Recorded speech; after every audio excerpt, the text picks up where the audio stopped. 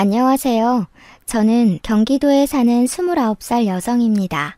아는 언니의 소개로 이곳을 알게 되었는데 여기 사연을 듣고 있으면 시간 가는 줄 모르겠더라고요. 통쾌한 사연, 화나는 사연, 슬픈 사연, 재밌는 사연들을 하나씩 듣고 있으면 어느새 감정이입이 돼서 저 역시 그 일을 겪은 것 같은 기분이 든답니다. 그 과정에서 삶의 지혜를 배우기도 하고 억울한 일을 당하지 않으려면 정신을 똑바로 차려야겠다고 다짐하기도 해요. 처음에는 재미삼아 들었는데 여기서 인생을 배우는 것 같습니다. 항상 듣기만 하다가 오늘은 여러분께 저의 경험을 공유해보고 싶어서 큰 마음 먹고 용기 내서 사연을 보내요. 일단 제 소개부터 해야겠네요. 우리 집은 의사 집안입니다. 저희 아빠는 종합병원 소아과 의사 선생님, 엄마는 같은 병원 산부인과 의사 선생님이세요. 부모님은 의사가 되기가 많이 힘들어도 막상 되고 나면 성취감도 크고 여러모로 좋으니 의사가 되라고 하셨어요. 하지만 의사가 어디 내가 하고 싶다고 해서 할 수 있는 직업인가요? 죽도록 공부해도 될까 말까 한 의사인데 사실 저는 공부에는 큰 흥미가 없었답니다. 공부보다는 노래 부르고 춤추는 것에 더 관심이 많아서 학창시절 성적은 꼴찌만 면하는 수준이었어요. 그나마 다행인 것은 부모님이 제게 공부하라고 강요하지도 않았고 성적도 낮다고 혼을 내시지도 않았습니다. 아마 그래서 제가 기죽지 않고 당당하게 살 수 있었던 것 같아요. 부모님은 세상엔 의사 말고도 할 수 있는 직업이 많으니 하고 싶은 게 있다면 뭐든 해도 좋긴 한데 단 예술 쪽만큼은 하지 않기를 바라셨어요. 예술 쪽 일은 경쟁이 너무 치열하고 먹고 살기가 정말 힘들다고요. 하지만 저는 사람들 앞에서 춤추고 노래 부르는 것을 너무 좋아했고 그 과정에서 뿌듯함과 쾌감을 느끼곤 했어요. 그러다가 중학교 3학년이 되었습니다. 저는 부모님의 뜻대로 일반 고등학교로 진학하려고 했는데 음악 선생님이셨던 담임 선생님이 제가 노래를 부르고 춤을 추는 모습을 보시고는 일반 고등학교로 가기에는 실력이 아깝다며 예술 고등학교 진학을 적극적으로 권장하셨습니다. 부모님께선 절대 안 된다고 했지만 선생님은 제가 딱 한 번만 도전해 볼 수 있도록 도와달라고 하셨어요. 사실 저도 일반 고등학교보다는 예술 고등학교에 가고 싶던 터라 부모님께 한번 해보고 안 되면 깔끔하게 포기하고 공부만 하겠다고 하며 부모님을 설득했습니다. 어렵게 부모님께 허락을 받고 예술 고등학교 면접을 보러 갔는데 대기실에서 다른 친구들의 모습을 보니 노래도 잘하고 춤도 잘 추고 끼가 정말 많아 보였어요. 반면에 저는 일반 중학교에 다니고 제대로 노래나 춤에 대해 배워본 적이 없는 터라 같이 면접 보는 친구들과 너무 비교되었답니다. 그래도 쉽지 않게 얻은 기회이니 제대로 해보자 싶어 제가 할 수 있는 한 최선을 다해 면접을 봤어요. 하지만 제가 스스로 생각하기에도 너무 부족해 보였답니다. 역시 나는 안 되겠다고 생각하고 부모님도 저도 깔끔하게 포기했는데 며칠 뒤 놀랍게도 합격했다는 연락을 받았어요. 그렇게 얼떨결에 예고에 입학하고 친구들과 함께 연습하며 실력을 쌓아 고등학교 졸업 후 수도권 4년제 대학교 뮤지컬과에 입학하게 되었답니다. 지금은 유명하지는 않지만 1년에 한 편에서 2편 정도는 조연으로 공연하는 뮤지컬 배우로 활동을 하고 있어요. 지금부터 1년 전 제가 원하던 공연의 오디션에 합격하여 정신없이 공연하고 있었습니다.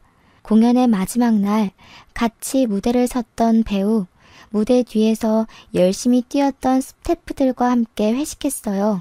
회식하다가 저와 친하게 지냈던 스태프 중에 한 분이 대기업에 다니는 자신의 형과 제가 잘 어울릴 것 같다며 한번 만나보라고 하더라고요.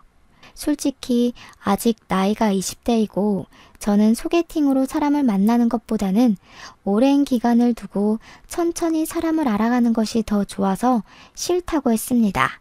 그러나 그분은 계속 자신의 형과 너무 잘 어울릴 것 같다며 만나보라고 했어요.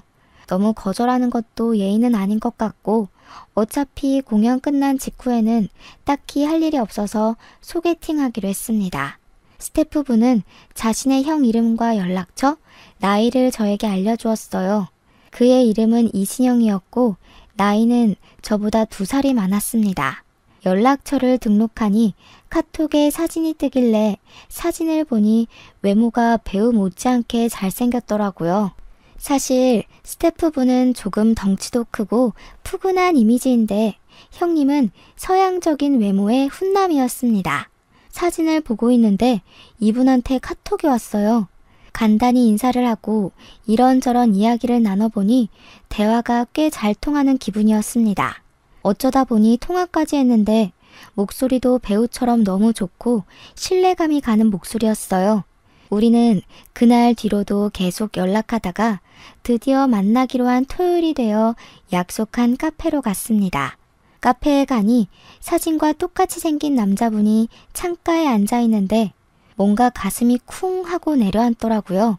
정말 거짓말 하나 보태지 않고 진영 씨 머리 위에 핀 조명이 있는 것처럼 그 사람만 밝아 보였어요. 처음 보는 자리라 많이 어색할 줄 알았는데 그 전에 카톡도 하고 전화도 해서 그런지 막 어색하지는 않았고 그저 기분 좋은 떨림과 설렘만이 가득했답니다. 진영 씨는 좋아하는 일로 재밌게 돈을 버는 저를 부러워했고 저는 진영 씨가 정해진 월급이 매달 들어오는 것이 부러웠어요. 이렇게 첫날은 서로를 부러워하기도 하고 대단하게 생각하기도 하며 저는 진영 씨를, 진영 씨는 저를 알아가는 시간을 가졌습니다. 그리고 다음 날에 또 만나기로 약속했어요. 다음 날에는 오전부터 만나서 같이 영화도 보고 밥도 먹었습니다. 우리가 돈가스를 먹으러 갔는데 직원분이 실수로 뜨거운 수프를 진영 씨의 옷에 쏟았습니다.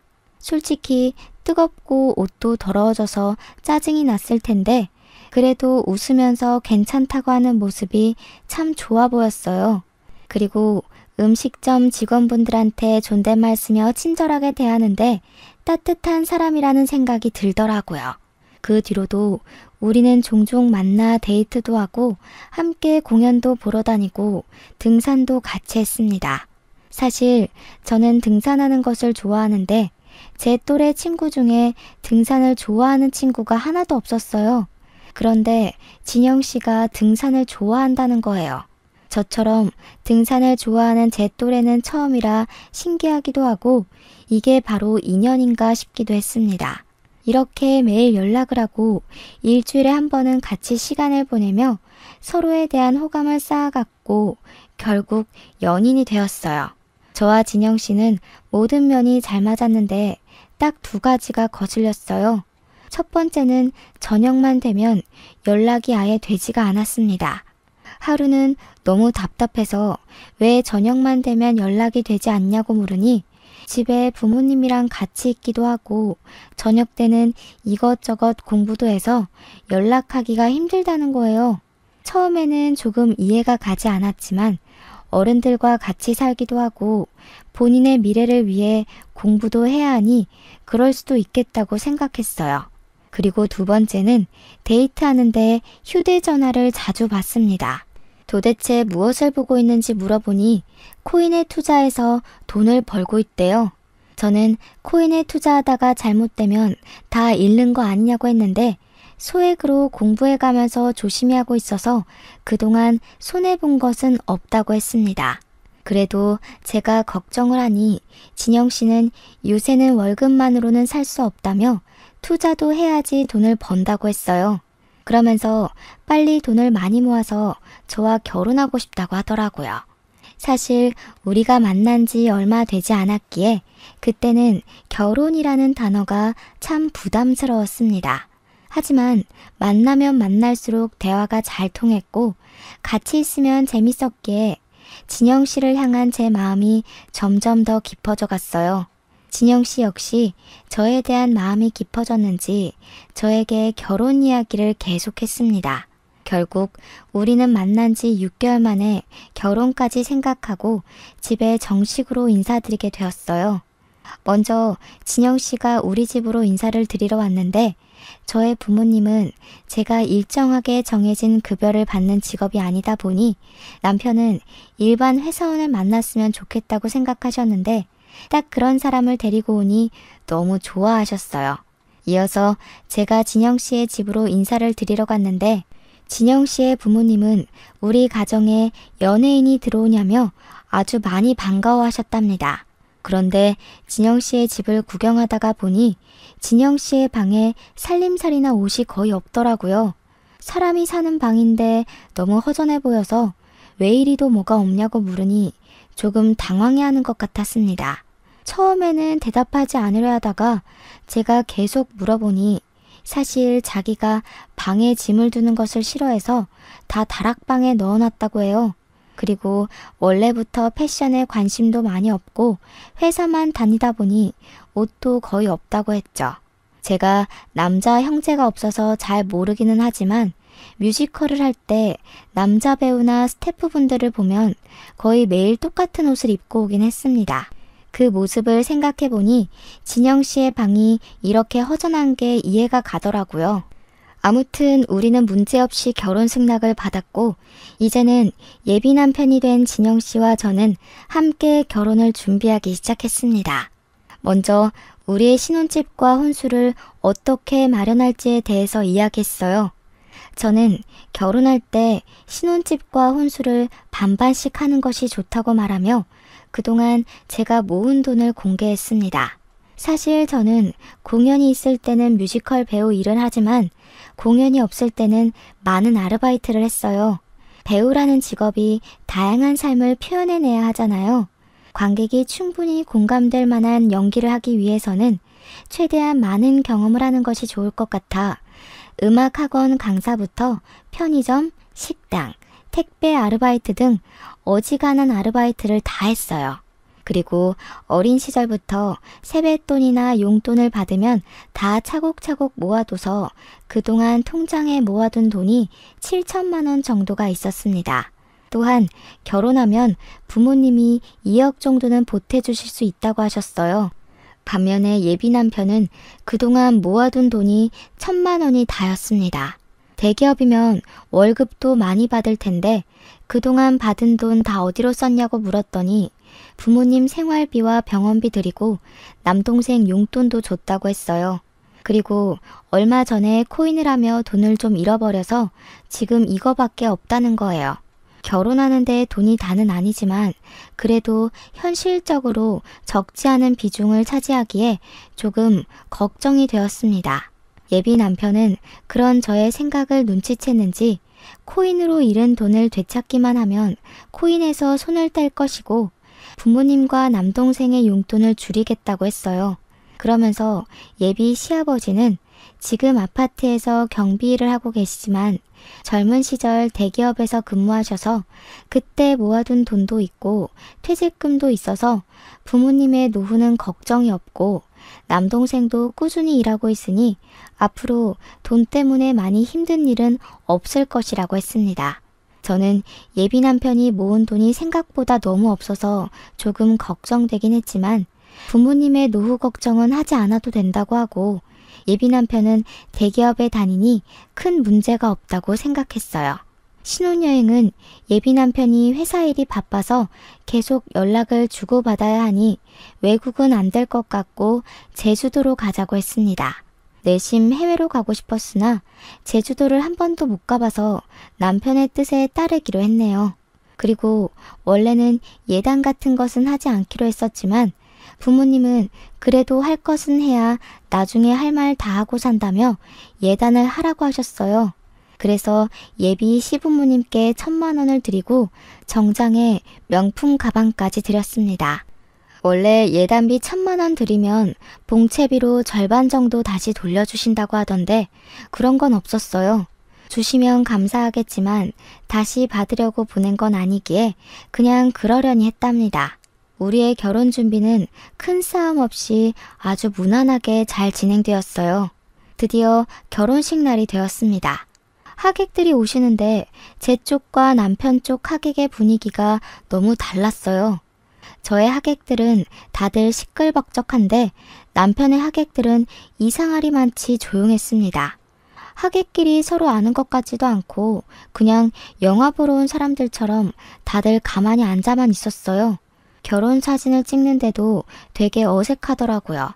처음에는 조금 이상했지만 제 쪽의 하객은 대부분 뮤지컬 업계 종사자들이라 감정 표현하는 것이 아주 익숙한 사람들이고 남편 쪽의 하객은 대부분 직장인이라 감정 표현을 잘 하지 않는 사람들이기에 분위기가 다른 거로 생각했습니다. 무사히 결혼식을 마치고 우리는 설레는 마음으로 제주도로 향했어요.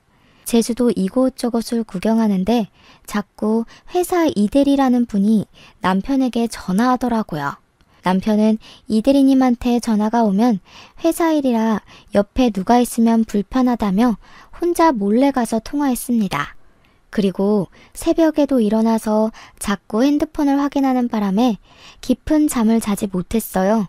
도대체 뭘 보길래 잠을 자지 않냐고 짜증을 내니 그동안 물린 코인을 탈출할 수 있는 날이 얼마 남지 않았다며 조금만 이해해달라고 했습니다.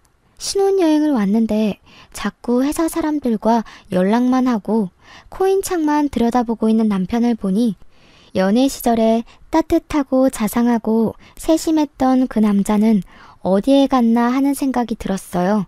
후회되긴 했지만 그래도 이미 제가 선택한 남자인 걸 어찌합니까? 그저 빨리 코인이 팍 올라서 잃은 돈을 다 찾기만을 바랐네요. 이렇게 그다지 기분이 좋지 않은 신혼여행을 마치고 시댁에 인사를 드리러 갔습니다.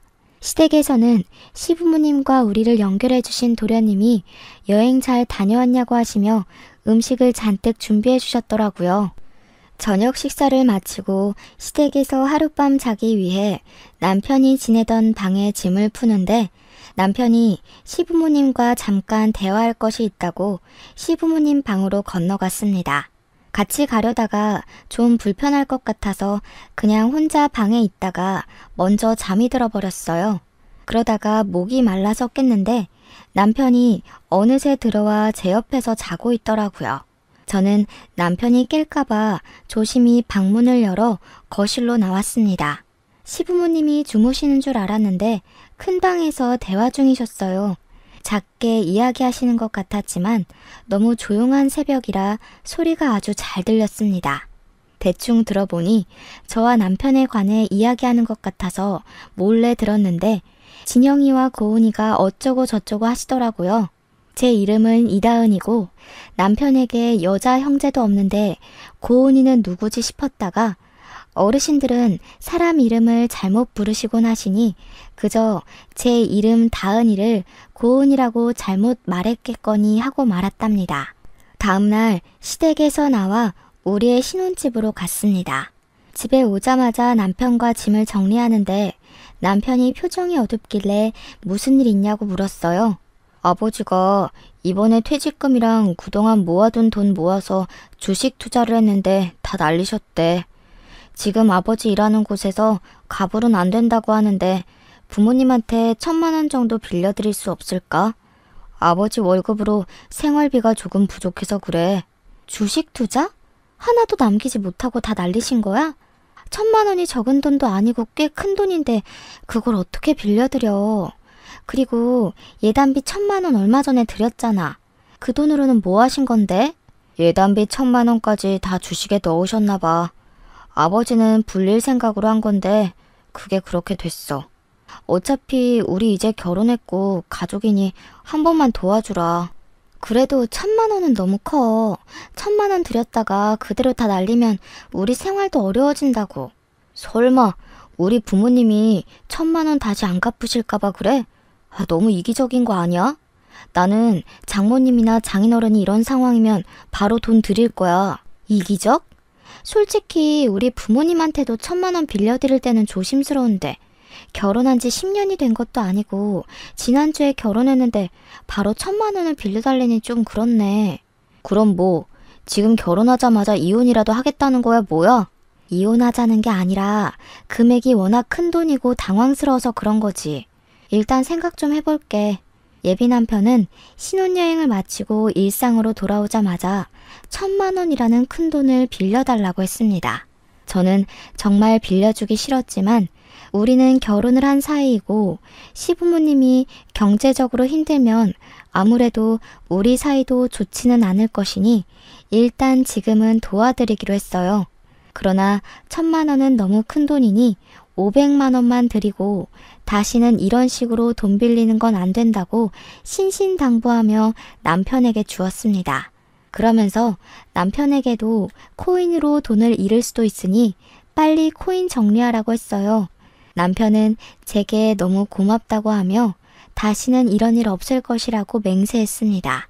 다음 날이 되었어요. 남편은 회사에 출근하고 저는 집에서 혼자 신혼집 청소를 하고 있었습니다. 집에 있는데 시어머니가 반찬을 가득 챙겨서 오셨어요.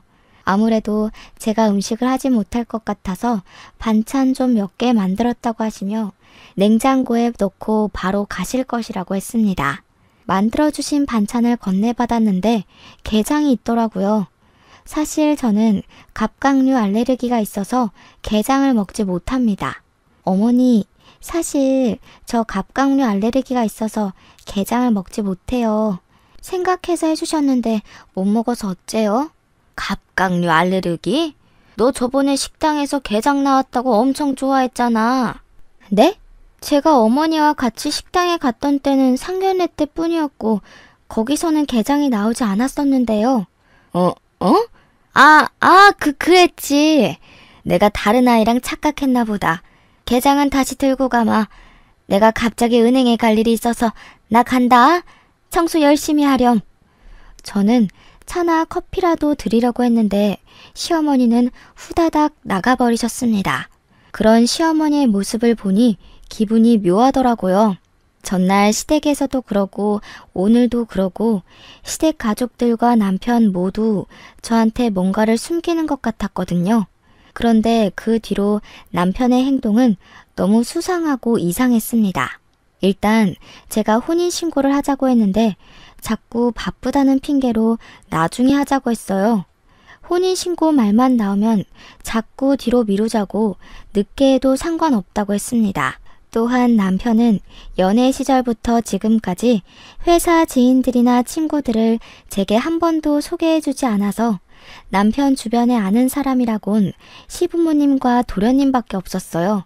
그리고 우리는 신혼인데도 남편이 집에 잘 들어오지 않았습니다. 일주일에 3번은 들어오지 않았는데 그 이유는 야근하고 너무 늦어서 회사 당직실에서 잠을 잔다는 거예요. 대기업이라 월급을 많이 주니까 그만큼 일을 많이 부려먹는구나 싶다가도 결혼 전에는 야근을 한 번도 안 하던 남편이 결혼 후 자꾸 야근한다니 뭔가 서운하더라고요. 하지만 그래도 우리의 미래를 위해서 열심히 돈을 벌고 있다고 생각하며 남편에게 서운한 내색은 하지 않았습니다. 그렇게 한 2주일이 지났어요. 그날도 야근하느라 밤에 집에 못 오고 회사 당직실에서 잔다는 남편을 위해 정성스럽게 도시락을 만들어 몰래 회사 앞으로 갔습니다. 5시 반에 회사 앞에 도착해서 남편에게 전화했는데 일하느라 바쁜지 전화를 받지 않더라고요. 회사 앞에 작은 공원이 있어서 그 앞에서 기다리다가 6시가 되어 사람들이 많이 나오는데 그 사이에 남편이 있는 겁니다. 처음에는 저녁을 먹으러 가나 했는데 가만히 보니 가방을 들고 누가 봐도 퇴근하고 있는 모습이었어요. 저한테는 분명히 야근하고 당직실에서 잔다고 했는데 그런 모습으로 나오니 뭔가 이상하더라고요. 저는 어디로 가는지 몰래 뒤따라가 보려고 했으나 남편이 먼저 저를 발견해 버렸습니다. 남편은 저를 보고는 못 볼 것을 본 것처럼 깜짝 놀라더라고요. 저는 남편한테 오늘 야근한다더니 어디 가느냐고 물었습니다. 남편은 잠깐 말을 잇지 못하다가 할 말이 있었다고 하며 카페로 저를 데리고 갔어요. 카페에 자리를 잡고 앉아 진지한 표정을 지으며 하는 말이 시어머니가 지금 자궁암에 걸렸다는 겁니다. 원래 몸이 좋으시지는 않았는데 최근에 아버지가 주식으로 전 재산 다 잃고 나서 자궁암까지 걸렸다고 했어요. 지금 초기이기는 하지만 수술을 꼭 해야 한다는데 아버지의 월급이 얼마 되지 않고 남편도 결혼한다고 이것저것 사느라 돈이 없고 남동생도 요새 경제적으로 힘들어서 수술비 마련을 하지 못했다고 했습니다. 그래서 돈을 마련하기 위해 친구가 운영하는 가게에서 새벽 3시까지 아르바이트를 했다가 일이 마치면 가게에서 자고 바로 회사로 출근했었대요. 제가 힘들지 않냐고 하니 어차피 친구 가게에서 매일 일을 하는 것도 아니고 일주일에 3일 정도만 하는 거니까 괜찮다고 했습니다. 그러면서 신혼인데 이런 얘기만 해서 미안하다고 울먹이는데 남편이 너무 불쌍해 보이더라고요. 그래서 말인데 딱 한 번만 더 1,000만 원 정도 빌려달라고 하면 빌려줄 수 있어? 나 반드시 갚을게. 지금은 상황이 이래서 그렇지만 내가 공사판에서 일하면서라도 꼭 갚을게.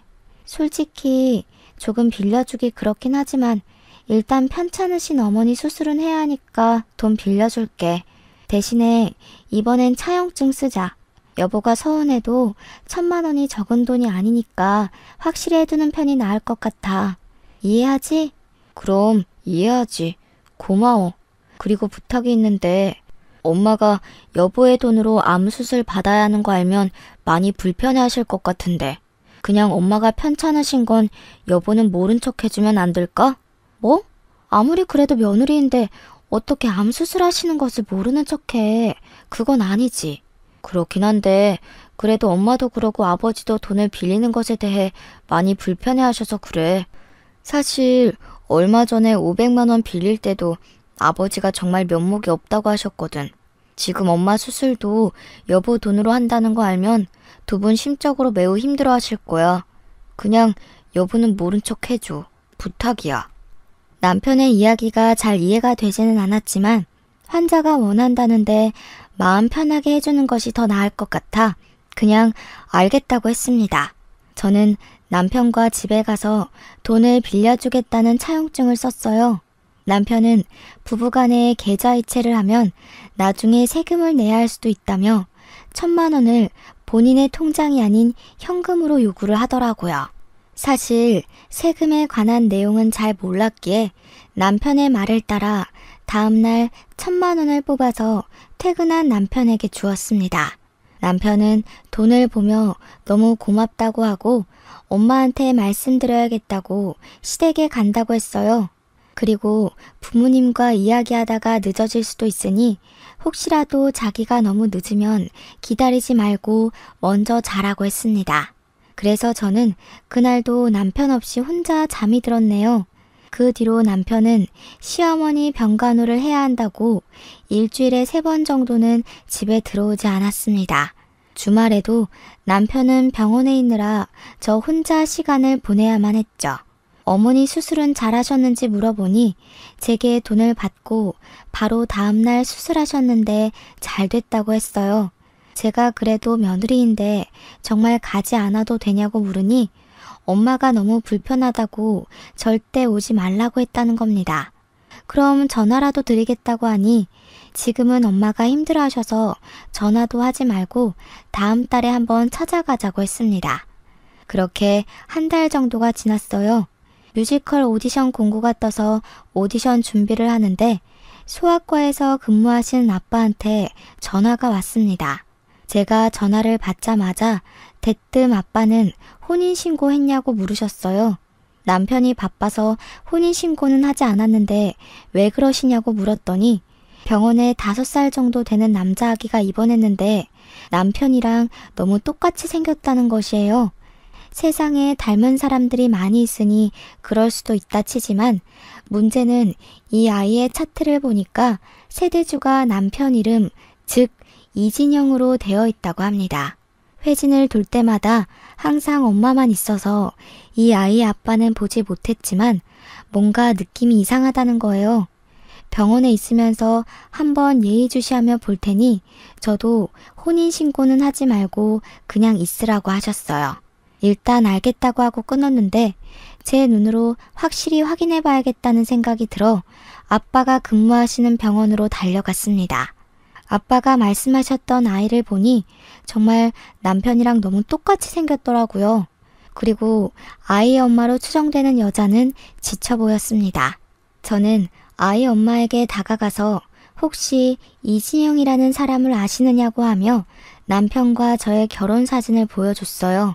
그랬더니 깜짝 놀라며 우리 아이 아빠인데 당신은 누구시냐고 물었습니다. 순간 시부모님이 결혼식 후 시댁에 갔을 때 밤에 고은이라는 이름을 말했던 것이 기억났어요.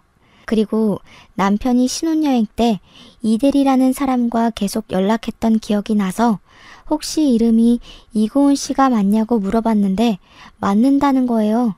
그래서 저는 얼마 전에 이진영이라는 사람과 결혼을 했는데 유부남의 아이까지 있는 줄은 전혀 몰랐다고 말씀드렸습니다.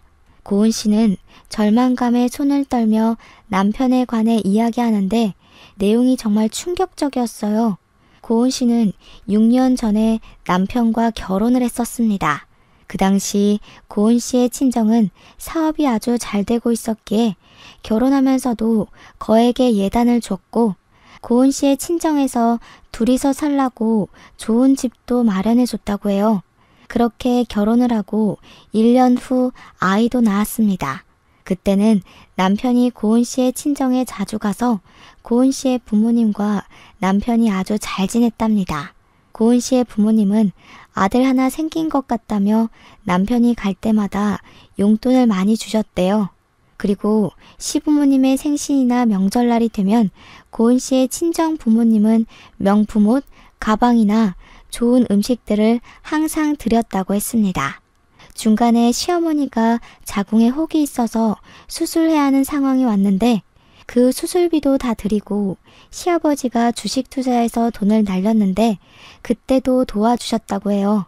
그런데 2년 전 고은 씨의 아버지가 사기를 당해 사업이 쫄딱 망해버렸어요. 순식간에 고은 씨의 친정은 빚더미에 올랐고 그 뒤로 남편은 집에 거의 들어오지 않았다고 해요. 그러더니 1년 정도 전부터 일주일에 2번 들어올까 말까 하며 이혼하자고 말을 했답니다. 하지만 고은 씨는 이제 5살밖에 안 된 아들에게 이혼 가정을 만들어주고 싶지 않아서 버티고 있다고 하더라고요. 가만 얘기를 들으면서 상황을 보니 남편과 그 가족들은 부자였던 고은 씨 집에 돈을 보고 결혼했다가 고은 씨 친정의 사업이 어려워져 더는 돈이 나올 구멍이 없어 보이자 저로 갈아탔던 것입니다. 사실 이전 뮤지컬 할 때 배우와 스태프분들이 우리 부모님이 의사이고 부유하게 살았다는 것을 알고 있었어요. 뮤지컬 스태프였던 도련님 역시 그 사실을 알고 있었고 그래서 저한테 의도적으로 접근해서 자기 형을 소개해주면서 저의 돈을 야금야금 뺏어가려고 한 것이었습니다.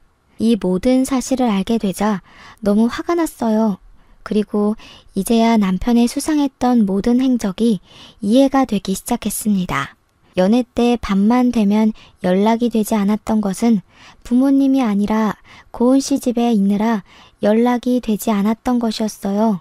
결혼식 때 하객들이 그리 어색했던 것은 실제 지인들이 아니라 하객 아르바이트를 하는 사람들이었기 때문이었고 제주도 신혼여행 때 계속 연락하던 이 대리는 회사 사람이 아니라 바로 내 앞에 있는 이분이었습니다. 아버지의 주식 투자로 전 재산을 날렸다는 것도 어머니께서 암 수술을 받으시는 것도 제 돈을 뜯어내기 위한 남편과 그 가족들의 거짓말이었다는 생각이 들었어요. 고은 씨는 표정이 굳은 저에게 혹시 어떻게 진영 씨와 결혼을 하게 되었냐고 물었습니다. 그래서 제가 남편과 만나고 결혼까지 한 모든 상황을 설명해 주니 고은 씨는 이혼하자길래 대충 다른 여자가 생긴 것 정도는 알고 있었지만 이렇게 결혼식까지 해서 이미 가정을 차렸을 줄은 몰랐다고 했어요. 저와 고은 씨는 남편의 이중 생활에 너무 충격을 받아 한동안 말을 잇지 못했고 분노했습니다. 저는 일단 아이가 아프니 퇴원 후 연락 달라고 하고 우리 둘이 연락처를 서로 교환했어요. 고은 씨와 헤어진 후 먼저 아빠한테 이 모든 상황을 말씀드렸습니다. 아빠는 어떻게 사람이 이럴 수 있냐고 뭐라고 하시고 어차피 혼인신고 안 했으니 당장 갈라서라고 하셨어요. 저도 당장 갈라서야겠다고 생각은 했지만 이전에 빌려준 돈이 있어서 돈은 받고 헤어져야겠다고 했습니다.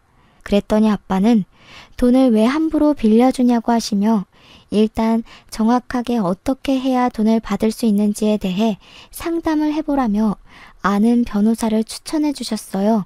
변호사님과 상담하고 집에 가서 제 짐과 변호사님의 조언대로 사실혼 관계였음을 입증할 각종 사진과 서류를 챙겨서 신혼집에서 나왔습니다. 바로 친정으로 가려다가 잠깐 시댁에 들렸어요.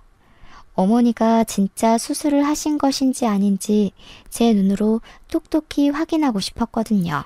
시댁에 가니 친구분이 시어머니를 뵈러 오셨길래 인사를 드리고 시어머니께 몸은 괜찮으시냐고 물었습니다. 그랬더니 시어머니는 아주 당황하시며 우물쭈물 하시더라고요. 그 모습을 보시던 시어머니 친구분은 며느리가 시어머니를 이렇게 챙겨줘서 시어머니가 건강하신가 보다고 하셨습니다. 저는 아니라고 하며 얼마 전에 시어머니 수술하셨는데 병원에 가보지도 못한 며느리라고 하니 친구분은 2주 전에 지방으로 여행을 다녀왔는데 무슨 소리를 하느냐고 하시더군요. 예상은 했지만 역시 어머니의 암수술도 다 거짓말이었습니다. 저는 그 집에서 나와 친정집에 가는데 남편과 그 가족은 사이코패스가 아닐까 하는 생각이 들었어요. 아무리 돈이 궁해도 그렇지 어떻게 멀쩡한 사람이 암에 걸렸다고 거짓말까지 하면서 이러는지 참 이해가 가지 않더라고요. 정말 정신 나간 놈 같았고 이 가족들과 연을 끊어야겠다고 생각했네요. 친정에 와서 마음을 겨우 가라앉히고 있는데 저녁 시간이 되니 남편이 왜 집에 없느냐고 전화가 왔습니다. 저는 혹시나 하는 마음에 남편과의 통화 내용을 녹음하기 시작했어요. 나 친정이야. 그런데 너 혹시 고은이라는 여자가 누군지 알아? 고은이? 나 모르지? 왜? 아버지 병원에 너랑 똑같이 생긴 아이가 입원했다고 하지 뭐야. 그래서 내가 오늘 그 아이 보러 갔는데 그 아이 이름은 은호이고 그 엄마 이름이 이고은 씨더라. 고은 씨는 너 안다던데. 너는 모르는가 보지? 뭐? 만났어? 그래, 만났다. 고은 씨 친정 사업 망해서 돈 뜯어낼 새로운 여자 찾고 있었냐? 진짜 어떻게 네 자식까지 낳아준 여자를 그렇게 하루아침에 차버릴 수가 있냐? 네가 그러고도 사람이야? 그리고 너네 엄마 수술했다며? 오늘 집에 가보니까 수술하고 입원해 계실 2주 전에 지방으로 여행 가셨다던데? 어떻게 너도 그렇고 너네 가족도 그렇고 그런 거짓말을 해? 그러고도 너희들이 제정신이야? 우리 결혼도 안 했으니 바로 갈라서자. 난 너네 가족처럼 사이코의 정신병자 같은 사람들과 가족으로 못 살겠다. 야, 아무리 그래도 어떻게 사이코의 정신병자라고 할 수가 있어? 너무한 거 아니야? 그래, 솔직히 아버지랑 나랑 코인이랑 주식에 돈 다 날려서 돈 필요해서 거짓말한 거는 맞는데 그래도 살면서 너에게 빌린 1,500만 원 다 갚으려고 했어. 그리고 고은이 걔랑은 성격 안 맞아서 1년 전부터 이혼하려고 했어. 걔랑 이혼하고 너랑 정식으로 혼인신고하려고 했다고. 이 와중에 너는 뭐가 이리 당당한 거야? 진짜 어이가 없고 황당해서 할 말이 없다. 제정신이 아닌 너랑 더는 대화도 못하겠어. 어차피 우리 혼인신고도 안 했고 같이 산 날도 얼마 되지 않으니 갈라서자. 사실혼 관계 이혼 소송할 테니까 위자료랑 빌려간 돈이나 준비해놔. 내가 빌려줬던 돈 1,500만 원에서 1원도 안 빼놓고 다 받을 거야. 알겠어? 이 상황에서도 당당하게 목소리만 큰 남편이 진절머리 나게 싫기도 하고 제정신이 아닌 것 같아 무서웠습니다. 남편에 대한 진실을 아시게 된 부모님은 그래도 아이가 없을 때 이 사람의 실체를 알게 돼서 천만 다행이라고 하시며 위로해 주셨어요. 다음날 저는 아침이 되자마자 사실혼 관계였음을 입증할 각종 사진이나 서류들을 챙겨서 다시 변호사 사무실로 갔습니다. 변호사님이 이 정도면 충분하다고 하며 바로 소송을 진행하자고 하셨어요. 소송비를 지급하고 친정집으로 갔는데 남편이 친정집 앞에서 기다리고 있더라고요. 남편은 분노에 가득 차서 저를 발견하자마자 화를 버럭버럭 냈습니다. 야, 너 어떻게 사람이 좋다고 할 때는 언제고 인제 와서 갈라서? 어이가 없어서. 내가 그년이랑 이혼하고 정리하고 온다잖아. 그 조금도 못 기다리냐? 꼭 이렇게까지 해야겠어? 어이? 어이가 없어?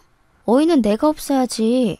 너는 아직 이혼이 완료도 되지 않은 상태에서 날 속인 주제에 뭘 잘했다고 큰 소리야? 이 정도면 가족 사기단 아니야? 진짜 너를 믿고 너와 함께 보낸 내 지나간 시간이 아깝다. 뭐? 가족 사기단? 너 말대로 이혼 먼저 하고 재혼하는 게 맞긴 하지만 어차피 이혼할 거 먼저 재혼한 다음에 이혼한 게 그렇게 죽을 죄야? 순서만 바뀌었는데 그게 왜 사기야? 그래, 오늘 그냥 너 죽고 나 죽자.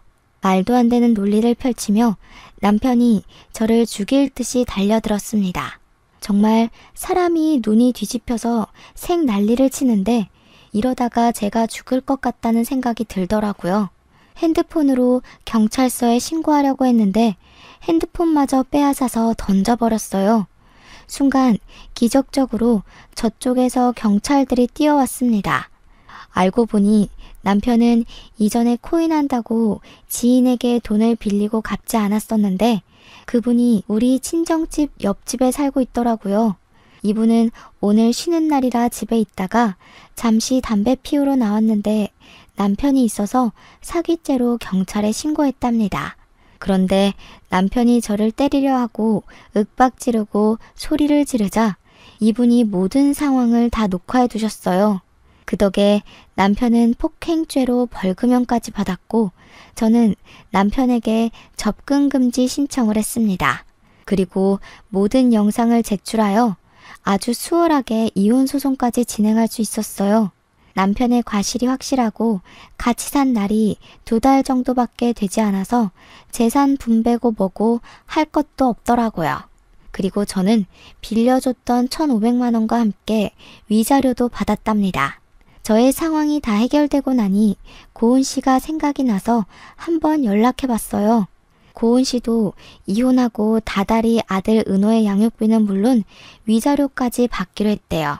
그렇게 무사히 이혼하기는 했는데 저와 고은 씨는 생각하면 할수록 너무 억울하고 화가 났어요. 이런 인간은 다시는 사회에 나오지 못하도록 해야겠다 생각했습니다. 그래서 이름과 보낸 사람 주소 없이 남편의 실체를 알리는 투서를 남편의 회사로 보냈어요. 2집 살림을 한 내용부터 저를 때리고 폭행하려고 했던 동영상까지 USB에 담아서요. 그리고 우리 집 돈을 뜯어먹을 불순한 의도로 자신의 형을 소개해준 남편의 남동생도 다시는 뮤지컬 업계에서 일하지 못하게 여기저기 소문을 퍼뜨렸습니다. 솔직히 이런 사람들에게 속아 넘어간 저 자신이 너무 미련하고 바보 같아서 말하기 참 부끄럽지만 그래도 그 집이 다시는 일어서지 못하게 하고 싶었어요. 저의 투서로 전 남편은 회사에서 잘리고 전 남편의 동생은 뮤지컬 업계에 안 좋은 소문이 퍼지면서 이쪽 일은 이제 아예 못할 것이라고 해요. 아버지는 여전히 경비일 하시기는 하지만 그래도 상황이 여의치 않아 지금은 내 식구가 원룸에서 살고 있다고 합니다. 반면에 고은 씨는 받은 위자료에 양육비로 나름 편하게 살고 있어요. 요새 저와 고은 씨는 서로 연락하며 지내고 있고 가끔 시간이 맞을 때 우리의 전 남편을 안주 삼아 술 한잔하는 친구 사이가 되었답니다. 이렇게 저는 결혼한 지 2개월 만에 헤어졌어요. 저의 결혼 생활은 100일도 안 되는 아주 짧디 짧은 기간이었지만 너무 충격을 많이 받아서 죽을 때까지 평생 잊지 못할 것 같습니다. 사연을 쓰면서 그때의 상황을 다시 돌이켜보니 사랑의 눈이 제대로 멀어서 똥인지 된장인지 구별을 하지 못했네요. 아직도 그때의 생각을 하면 저 자신이 답답하고 미련해서 욕이 나올 지경이지만 이번 일을 통해 호되게 인생을 배웠다고 생각하고 앞으로는 정신 차리고 씩씩하게 살아나가려 합니다. 다음에는 이런 답답한 사연이 아닌 속이 뻥 뚫리고 좋은 내용으로 찾아뵙고 싶습니다. 그런 날이 오기를 간절히 기대하며 저의 이야기 마치려고 해요. 지금까지 들어주셔서 감사합니다.